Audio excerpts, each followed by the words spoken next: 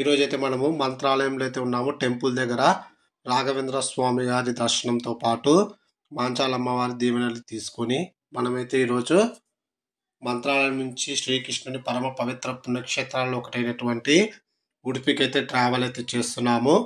KSRTC non AC sleeper బస్సులో. Present time 5 అయితే అవుతుంది. మనమైతే బస్ స్టాండ్ అయితే ఉన్నాము. రైనీ సీజన్ మధ్యలో మన ట్రావెల్కి రైన్ అటు తగులుతుందో లేదో చూద్దాము. బస్ స్టాండ్ అయితే చిన్నది, పెద్దది అయితే ఏం పెద్ద కాదు, కానీ ఫెసిలిటీస్ బాగానే ఉన్నాయి. మరి అంత దారుణంగా అయితే లేము. అన్ని ఛార్జింగ్ పాయింట్స్ అన్నీ కూడా వర్క్ అయితే అవుతున్నాయి. ఇదే మనం ట్రావెల్ చేస్తే మంగళూరు ఎక్స్ప్రెస్, అంటే మనకు ఉడిపికి సపరేట్గా బస్ అయితే లేదు. Mangaluru the end point Mangaluru. Udupi నుంచి మంగళూరు 55 కిలోమీటర్లు అయితే ఉంటుంది. ఇంటీరియర్ అయితే చూపిస్తున్నాను. బెడ్స్ బాగున్నాయి. నాకు అప్పర్ అయితే వచ్చింది స్టార్టింగ్లో 19th బెడ్. నాకైతే ఫేర్ 1230 రూపాయలు అయితే పడింది. 515 కిలోమీటర్లు అయితే మనము ట్రావెల్ అయితే చేయాలి.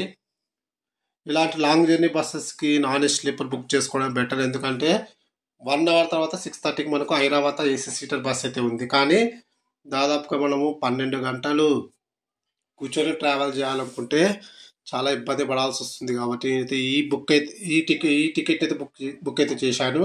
ఈ బస్సులో ట్రావెల్ చేయడం మనకి ఎంతో కంఫర్ట్. అలాగే మీరు కూడా ఒకవేళ మంత్రాలయం నుంచి ఉడిపికి ట్రావెల్ చేయాలంటే ఫస్ట్ ప్రిఫరెన్స్గా ఈ బస్ అయితే చూస్ చేసుకోండి. అలాగే కర్నూలు నుంచి ఒకవేళ ఉడిపికి వెళ్ళాలనుకునే వాళ్ళు అలాగే మంత్రాలయంకి అయితే రావద్దు, డైరెక్ట్గా బళ్ళారికి అయితే వెళ్ళండి. బళ్ళారిలో ఈ బస్సు రాత్రి 9 గంటలకైతే అవైలబుల్గా ఉంటుంది. మనకు ఫేర్ కూడా 1015 రూపాయలే పడుతుంది. నాకు 1230 రూపాయలు పడిందంటే 215 రూపాయలు అయితే మీకు సేవ్ అయితే చేసుకోవచ్చు. ప్రజెంట్ అయితే మనము మంత్రాలయం నుంచి అయితే బయలుదేరుతున్నాము.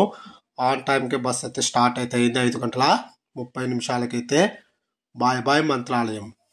మంత్రాలయం ఎక్కువగా విజిట్ చేసే వాళ్ళు ఎవరంటే కర్ణాటక వాళ్ళే. అలాగే మంత్రాలయం నుంచి కూడా చాలా లాంగ్ బస్సెస్ ఉన్నాయి. నేను లాస్ట్ టైం చేసినాను మంత్రాలయం టు గోకర్ణ బస్ అని ఒక బస్ అయితే ఉంది. ఆ వీడియో అయితే వస్తుంది. ఇంతకుముందు నేను గోకర్ణ మంత్రాలయం బస్ అయితే చేశాను. అలాగే హుబ్లీకి ఒక బస్ అయితే ఉంది. బెంగళూరుకి, మైసూర్కి, అలాగే మంగళూరుకి 2 బస్సులు అయితే అవైలబుల్గా ఉన్నాయి. హాసాన్కి, సాగరకి లాంగ్ జర్నీ బస్సెస్ అన్నీ కూడా మంత్రాలయం నుంచి అయితే అవైలబుల్గా ఉన్నాయి. ఫస్ట్ టోల్ గేట్ అయితే వచ్చింది. మంత్రాలయం నుంచి ఎమ్గనూరు వెళ్ళే మార్గంలో ఉండే టోల్ గేట్ ఇది. ఒకవేళ మంత్రాలయం నుంచి ఎమ్గనూరుకి వెళ్ళాలనుకుంటే మామూలుగా మనకు ఎక్స్ప్రెస్ బస్సు 45 రూపీస్ అయితే పడుతుంది. ఆర్డినరీ 40 రూపీస్ అయితే పడుతుంది. అలాగాక మీరు కర్ణాటక ఎక్స్ప్రెస్ ఎక్కితే 35 రూపాయలు అయితే ఛార్జ్ అయితే పడుతుంది. ఈ బస్సు ఎలా వెళ్తుందంటే వయా చెప్పడం మర్చిపోయాను. ప్రజెంట్ అయితే మనము ఎమ్గనూరు అయితే క్రాస్ అయితే చేస్తున్నాము. ఎమ్గనూరులో అయితే దీనికి అఫీషియల్గా అయితే స్టాప్ అయితే లేదు. బైపాస్కి అయితే వెళ్ళిపోతాం మనము. ఈ బస్ వయా ఆదోని, అలాగే ఆలూరులో ఉన్న స్టాప్ లేదు. తర్వాత బళ్ళారి తర్వాత చల్లకేరే, చిత్రదుర్గ, తర్వాత శివమొగ్గ, సిద్ధాపూర్, అలాగే కుందాపుర మీదుగా ఉడిపికి అయితే చేరుకుంటుంది. అలాగే లాస్ట్ స్టాప్ ఉడిపి తర్వాత మనకు మంగళూరు అయితే ఉంటుంది. మంగళూరు కోస్టల్ ఏరియాగా చెప్పుకోవచ్చు. కర్ణాటక రాష్ట్రంలో ఉన్నా సరే అక్కడ ఎక్కువ మంది మాట్లాడే భాష తులు భాష. కొంచెం లాంగ్వేజ్ అయితే చాలా డిఫరెంట్ అయితే అనిపించింది నాకు మంగళూరులో కూడా. ప్రజెంట్ అయితే మనము ఎమ్గనూరు నియర్ బై అయితే వెళ్తున్నాము. ఆదోన్లో కూడా ఈ బస్సు నాకు తెలిసి అది పాత బస్ స్టాండ్కి అయితే వెళ్ళకపోవచ్చు. ఎందుకంటే మామూలుగా అయితే 2-3 అఫీషియల్గా మనకు రిజర్వ్డ్ ప్యాసింజర్స్ కొత్త బస్ స్టాండ్కి రమ్మని అయితే చెప్పారు వాళ్ళు. ప్రజెంట్ అయితే మనము కొండల దగ్గర అయితే ఉన్నాము. ఈ క్రాసింగ్ బాగుంటుంది. ఈ కొండల దగ్గర మనము కట్ అయితే బాగుంటుంది. ఏమంటే నేను అప్పర్లో ఉన్నా కాబట్టి ప్రతిసారి దిగి షూట్ చేసుకోవడం ఇబ్బంది అయింది కాబట్టి. ఇంకోటి అక్కడ కండక్టర్ అయితే కూర్చొని ఉన్నాడు, 2వ డ్రైవరు. మనం అతన్ని లేపి మనం షూట్ చేసుకోవాలంటే కొంచెం ఇబ్బంది. అతను పనుకున్న తర్వాత మన ఫ్రంట్ వెళ్ళి బాగా అయితే షూట్ అయితే చేసుకోవచ్చు. అలాగే కర్నూలు నుంచి వచ్చే వాళ్ళు నాన్ ఏసీ స్లీపర్ బస్సులోనే ట్రావెల్ చేయాలా, లేకుంటే ఏసీ బస్ కాకుండా ఇంకేమైనా ఆప్షన్ ఉందా అంటే ఉంది. ఒక ఎక్స్ప్రెస్ బస్ అయితే అవైలబుల్గా ఉంది. మనకు 512 రూపాయలు అయితే పడుతుంది. రాత్రి ఎగ్జాక్ట్ టైం వచ్చేసి 10 గంటలేమో. ఆర్కిటెక్చర్ బాగుంది. ఇంత టెంపుల్ కడుతున్నట్టున్నారు. చాలా చాలా బాగా అయితే ఉంది. ఇంటీరియర్ డిజైన్ అయితే సూపర్గా అయితే ఉంది. ప్రజెంట్ అయితే మనము 6 గంటల 20 నిమిషాలకైతే ఆదోని కొత్త బస్ స్టాండ్కి అయితే చేరుకున్నాము. ఇక్కడ మనకు అఫీషియల్గా 2-3 ప్యాసింజర్స్ అయితే ఎక్కే వాళ్ళైతే ఉన్నారు. మనం ఆదోని నుంచి కూడా రిజర్వేషన్ అయితే చేసుకోవచ్చు. మనకైతే ఆ ఫెసిలిటీ అయితే ఉంది. ప్రజెంట్ అయితే ఆదోని కొత్త బస్ స్టాండ్ దగ్గర అయితే ఉన్నాము. ఆదోని నుంచి లాంగ్ జర్నీ బస్సెస్ ఏమైనా ఉన్నాయా ఏపీఎస్ఆర్టీసీ అంటే ఒంగోలు వెళ్ళే బస్సు, తణుకు వెళ్ళే బస్సు, అలాగే హైదరాబాద్, బెంగళూరు వెళ్ళే బస్సెస్. బెంగళూరుకి అయితే ఎక్స్ప్రెస్ కూడా చాలా మటుకు అయితే మనకు అవైలబుల్గా ఉన్నాయి. Star liner bus non sleeper అక్కడ ఉంది కదా, అదే మనకు హైదరాబాద్ అయితే వెళ్తుంది. నైట్ 9 గంటలకేమో ఆదోని నుంచి స్టార్ట్ అయ్యేది.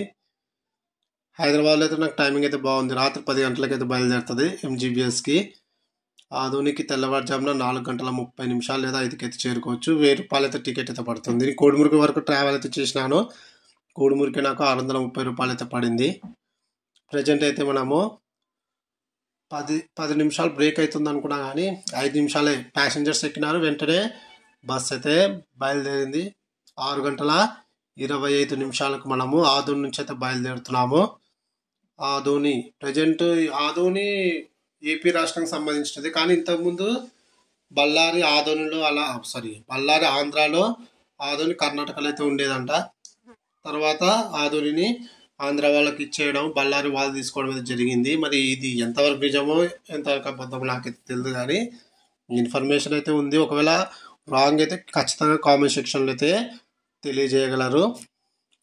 ఆదోని ఒక పెద్ద, నాకు తెలిసి ఇక్కడ ఆదోని నుంచి ఎక్కువ బిజినెస్ అయితే జరుగుతుంటుంది. దీన్ని సెకండ్ ముంబై అని కూడా అంటూ ఉంటారు.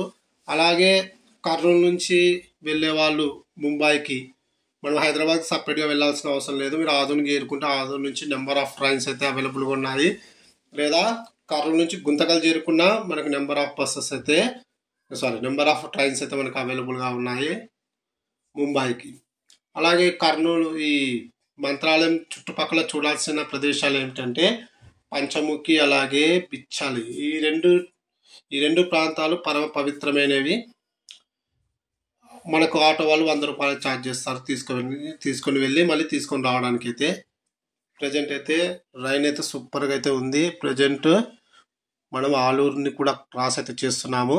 ఆలూరులో మనకు అఫీషియల్గా అయితే స్టాప్ అయితే లేదు, రిజర్వేషన్ కూడా లేదు. కాబట్టి మనము ఖచ్చితంగా చేసుకుంటే ఆదోని నుంచి చేసుకోవాలి, లేదా మంత్రాలయం లేదా బళ్ళారి నుంచి చేసుకోవడమే బెటర్. మనకు ఆలూరు దాటిన తర్వాత అయితే మీల్స్కి అయితే ఆపుతామని అయితే చెప్పడం అయితే జరిగింది. వర్షం కారణంగా కొన్ని చోట్ల కరెంట్ లేదు. చూడండి, హెవీ రైన్లో మనమైతే ఒక ఉడిపి డాబా దగ్గర అయితే ఆపినారు. ఓకే, డాబాల్స్ బాగుంది నాకు, ఎందుకంటే ఫుడ్ అయితే బాగా నచ్చింది. తక్కువ రేటు. ఇప్పుడు నేను జీరా రైస్ తీసుకున్నా, 80 రూపీస్ అయితే పడింది. దానికంటే ముందు నేను 2 చపాతీ, తర్వాత పన్నీర్ బటర్ మసాలా తీసుకున్నా, నాకు 210 రూపాయలు అయితే పడింది. అలాగే టీ తీసుకోవాలంటే 10 రూపాయలు, అలాగే వాటర్ బాటిల్ 20 రూపీస్ అయితే పడింది. రీజనబుల్ రేట్సే. టేస్ట్ కూడా చాలా బాగుంది. మామూలుగా అయితే నేను ఎక్కడైనా డాబాస్ దగ్గర ఇక్కడ ఫుడ్ తినడం అయితే ప్రిఫర్ చేయను, కానీ ఈ డాబాలో అయితే బాగుంది, సూపర్గా అయితే ఉంది. ఫుడ్ అయితే మెయింటెనెన్స్ కూడా బాగుంది. మనం వర్షంలో అయితే ట్రావెల్ అయితే చేస్తున్నాం బళ్ళారికి. ప్రజెంట్ బ్రిడ్జి దాటుతున్నాము. బళ్ళారి చాలా ఫేమస్, ఎందుకంటే మనకు నియర్ బై జిందాల్ ఉంది. అలాగే హోస్పేట్ మీదుగా మనము హంపీకి అయితే చేరుకోవచ్చు. బళ్ళారి నుంచి కూడా చాలా లాంగ్ బస్సెస్ అయితే అవైలబుల్ ఉన్నాయి. Second toll gate. మీరు బళ్ళారి నుంచి ధర్మస్థల వెళ్ళాలనుకుంటే కూడా బస్సెస్ అయితే ఉన్నాయి. సుబ్రహ్మణ్యకి బస్సెస్ ఉన్నాయి. మంగళూరుకి అయితే బస్సు ఉంది. మైసూర్కి 2-3 బస్సులు ఉన్నాయి. మనం బెంగళూరు వెళ్ళాల్సిన అవసరం లేదు. కర్నూలు నుంచి వచ్చేవాళ్ళు డైరెక్ట్ బళ్ళారి దిగి బళ్ళారి నుంచి మైసూర్కి అయితే వెళ్ళిపోవచ్చు డైరెక్ట్గా. ఎక్స్ప్రెస్ ఛార్జ్ మనకు 450 రూపాయలు పడుతుంది. అలాగే మీరు 2 స్లీపర్ క్లాసెస్ అయితే ఉన్నాయి. 800 అయితే పడుతుంది. బళ్ళారి నుంచి తిరుపతికి కూడా ఒక నాన్ ఏసీ స్లీపర్ బస్సు అయితే ఉంది. బళ్ళారి నుంచి చెన్నైకి ఒక బస్సు అయితే ఉంది. నన్ను అడిగితే కర్ణాటక వాళ్ళు తిప్పినంత లాంగ్ జర్నీ డిస్టెన్స్ బస్సెస్ మరి మన ఆర్టీసీ వాళ్ళకి ఎందుకు పర్మిట్స్ ఇవ్వలేదు అయితే నాకైతే అర్థం కాలేదు. అలాగే బళ్ళారి నుంచి గోవాకు కూడా మనం అయితే ట్రావెల్ అయితే చేయొచ్చు. ప్రతిరోజు సాయంకాలం 5 గంటలకైతే బస్సు అయితే ఉంటుంది. ప్రజెంట్ అయితే మనము బళ్ళారి బస్ స్టాండ్కి అయితే చేరుకున్నాము 8:50 అంటే 9 గంటలకు చేరుకోవాల్సిన బస్సు 10 నిమిషాలు ముందుగానే చేరుకునింది. ఇక్కడ మనకు ఒకవేళ 850 నిమిషాలకు వచ్చినా 9 వరకు అయితే మనం ఇక్కడే వెయిట్ చేయాల్సి ఉంటుంది. ఈ మెయింటెనెన్స్ బాగుంది. ఏమంటే బస్ స్టాండ్కి పావుగంట ముందు వచ్చినాం కదా అని 5 నిమిషాలు పెట్టి అయితే తీసారు. కరెక్ట్ ఎగ్జాక్ట్ టైంకే బయలుదేరడం అయితే జరుగుతుంది. అలాగే ఈ రిజర్వేషన్ చార్ట్ అంటే ఆ పేపర్ తీసుకొని అంటే వీళ్ళు ఆగిన ప్రతి బస్ స్టాండ్ దగ్గర వెళ్ళి సిగ్నేచర్ అయితే చేయించుకొని మరి బయలుదేరుతారు. ఇది కూడా ఒక రకంగా మంచిది, ఎందుకంటే ప్యాసింజర్స్కి ఆ బస్సు ఉందా లేదా తెలియజేయడానికి అయితే ఉపయోగకరంగా ఉంటుంది. అక్కడ ఒక బస్సు ఉంది చూడండి, ఆమోగ్య వర్ష అనుకుంటుంది. Extraordinary bus, non AC sleeper బస్సుని మన స్లీపర్ బస్సు కూడా బాగుంది, కానీ ఆమోగ్య వర్ష నుంచి అప్డేట్ చేస్తే బాగుంటుంది. అది మైసూరు వెళ్ళే బస్సు. బస్ స్టాండ్ మెయింటెనెన్స్ నాకైతే పెద్దగా నచ్చలేదు, ఎందుకంటే బోర్డ్స్ సరిగా లేవు, గోడల మీదనే రాస్తున్నారు.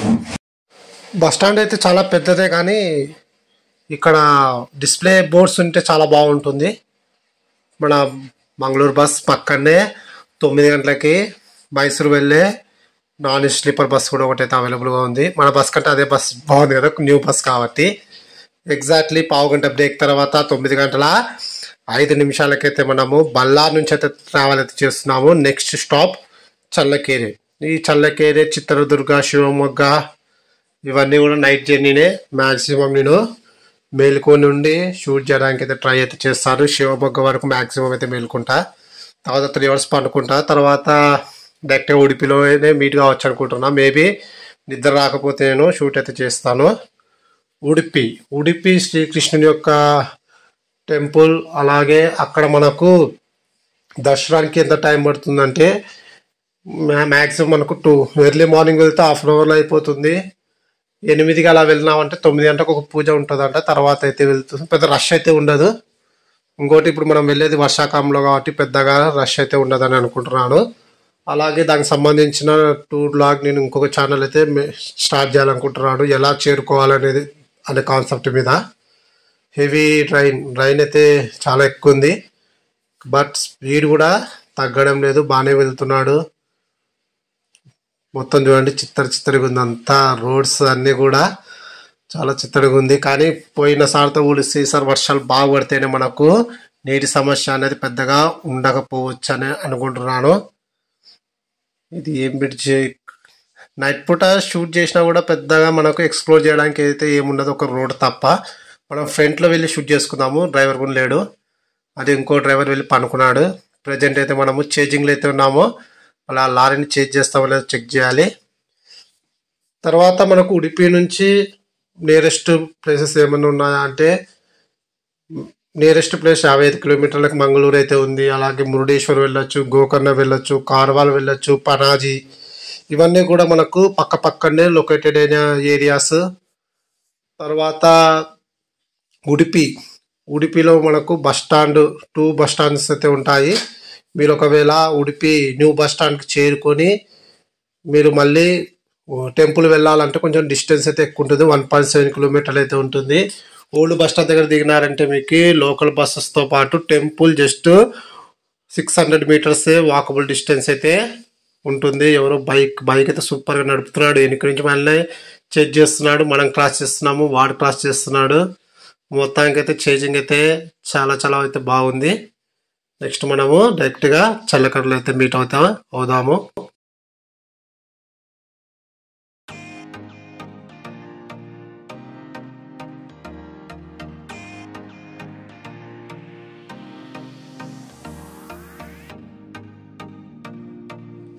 ప్రజెంట్ అయితే మనము చల్లకెరెకి అయితే చేరుకున్నాము. రాత్రి 11 గంటల 5 నిమిషాలకైతే చల్లకెర అయితే చేరుకున్నాము. Next stop Chitradurga.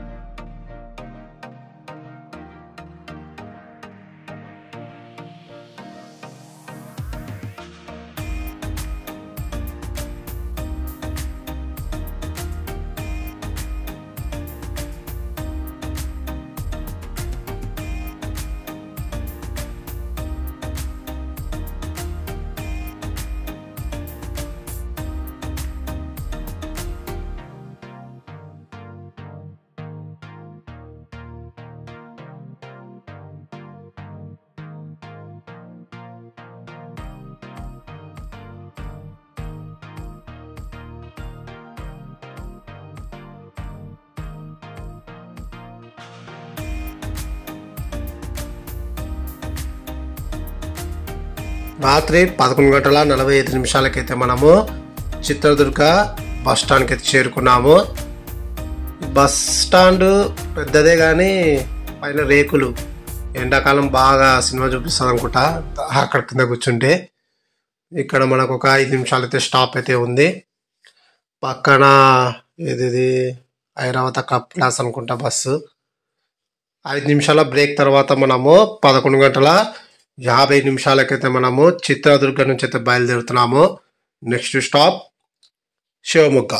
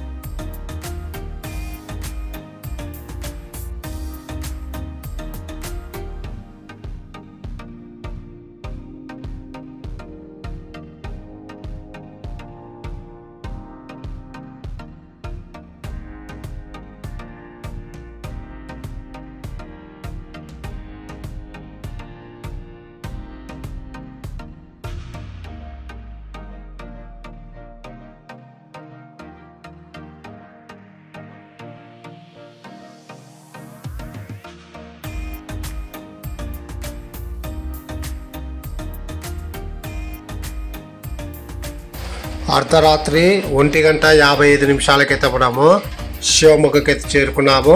ఇక్కడ మనకు 5 మినిట్స్ మాత్రమే స్టాప్ అయితే ఉంది. శివమొగ్గ బస్ స్టాండ్ చాలా పెద్దది అనుకుంటా బస్ స్టాండ్. ఇక్కడ నుంచి కూడా చాలా లాంగ్ జర్నీ బస్సెస్ అయితే అవైలబుల్గా ఉన్నాయి. మరి ఏమిటి అనే వివరాలు నేను వచ్చి ఒక వీడియో అయితే డీటెయిల్గా అయితే చేసి మీకు చెప్తాను. శివమొగ్గ నుంచి ఉండే లాంగ్ డిస్టెన్స్ బస్సెస్ గురించి. ప్రజెంట్ అయితే మనము 10 నిమిషాల బ్రేక్ తర్వాత అంటే అర్ధరాత్రి 2:05 మనము శివమొగ్గ నుంచి అయితే బయలుదేరుతున్నాము. నెక్స్ట్ నేను ఇక్కడ డైరెక్ట్గా ఉడిపిలోనే కలుస్తాను, ఎందుకంటే ఇంతవరకు నిద్ర లేదు. ఒక 3 అవర్స్ పడుకుంటే బాగుంటుందని. నాకు కూడా నిద్ర కూడా వస్తుంది, షూట్ అయితే చేస్తుంది కానీ హెవీ టైర్డ్ అయితే అయ్యాను.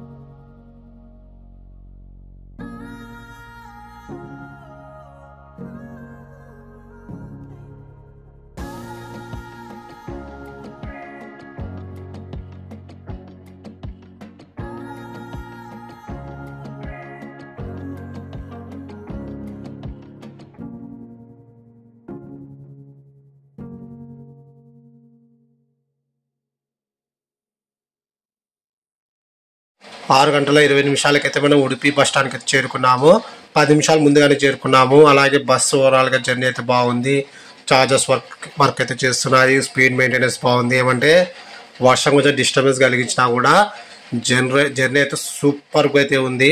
నేను ఇలాంటి లాంగ్ జర్నీ బస్సెస్కి నాన్ ఏసీ స్లీపర్ బస్సెస్ ఉంటే వాటిని బుక్ చేయమని చెప్తాను. ఎందుకంటే పనుకొని వెళ్ళొచ్చు. హైదరాబాద్ ఏసీ సీటర్లో మనం కూర్చొని ట్రావెల్ చేయాల్సి ఉంటుంది కాబట్టి కొంచెం అయితే ఇబ్బంది. వీడియో నచ్చితే ఖచ్చితంగా లైక్ చేయడం మాత్రం మర్చిపోకండి.